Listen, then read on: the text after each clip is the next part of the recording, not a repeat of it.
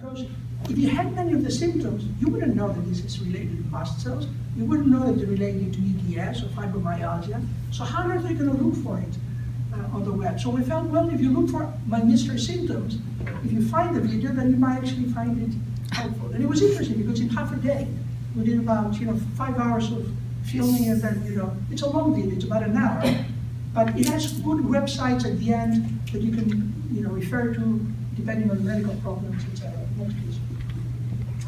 So this slide is probably one of the most important slides in my career for a number of reasons. A picture of that.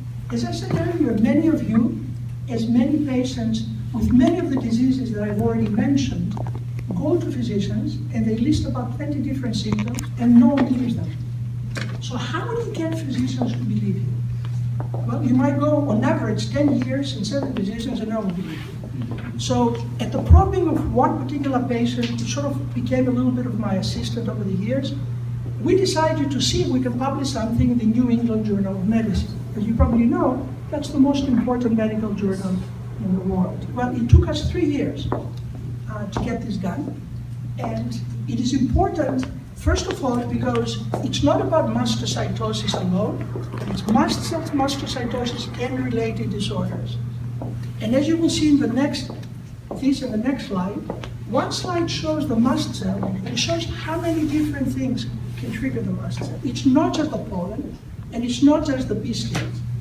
All kind of drugs, mold, that I will talk about later, viruses, peptides that are made in your own body can trigger the cells. So it is much, much more general. Now, when we try to convince the journal to even invite me to write, because you cannot just submit, we have to, then the question is, who are going to be the reviewers, the blind reviewers that will review this before it is accepted? So I felt I got to invite as co-authors probably the harshest reviewers that I might have encountered. So that's how Dr. Jem Akin, who's a professor at Harvard, came to be a co-author, and Peter Valent, who's a professor in Vienna, because they're very knowledgeable, but somewhat opinionated. I hope that video will not show everywhere. They're good friends, actually. But what I meant to say is that, Peter Valent is actually a hematologist. Jem Akin is an allergist. They see patients in their own right. So I wanted to cover basically, all bases. So then it took us 59 drafts before it was accepted, and then 10 times correcting the page proofs before eventually it was printed.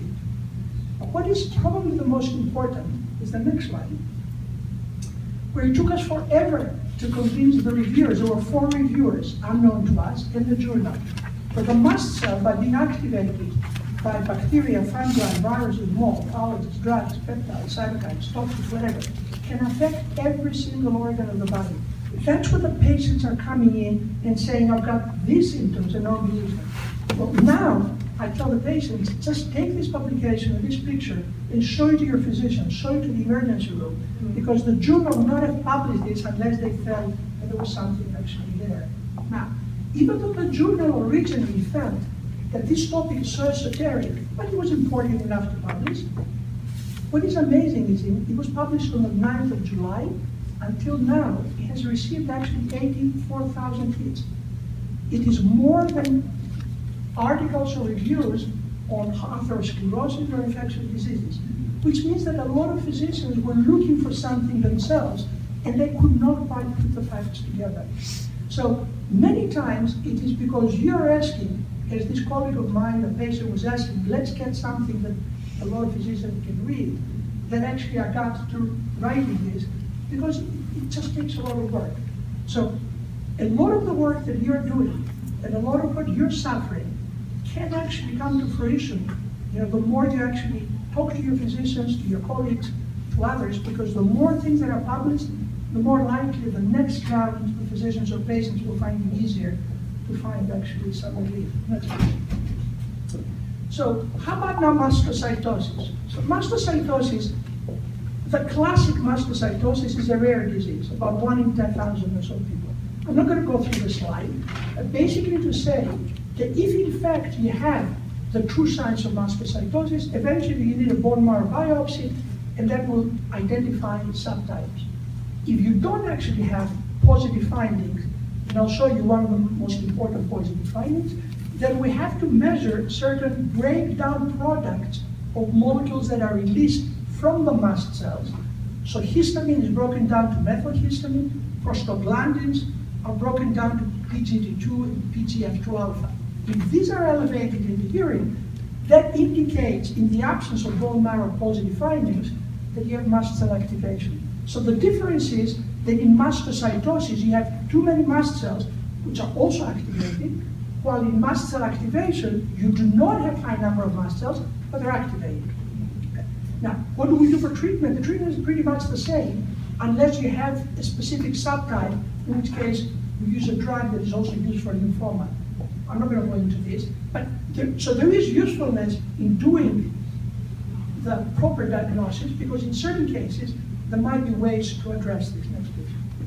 Now, the telltale sign is that if you look in the bone marrow by doing a biopsy, and this is magnified in this case about 100 times, in this case about 1,000 times, these are actually fat cells in bone marrow.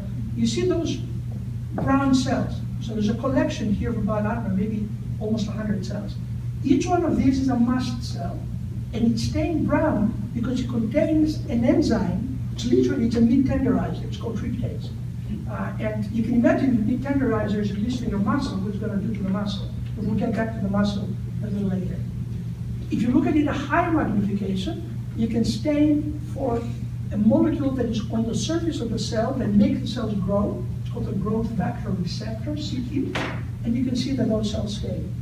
Now, the reason I'm showing this picture, and I'm sort of picking and choosing here, is because in one particular case, one individual had just a few of these spots.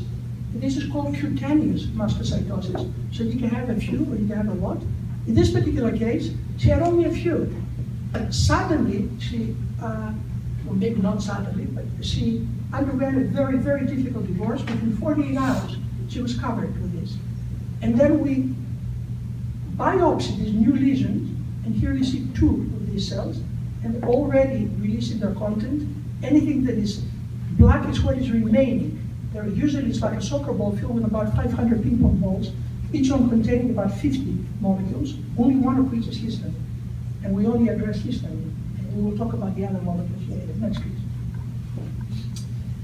So even in this condition, you can see how physicians can be absolutely puzzled. And this is taken from the New England Journal of Medicine article as well.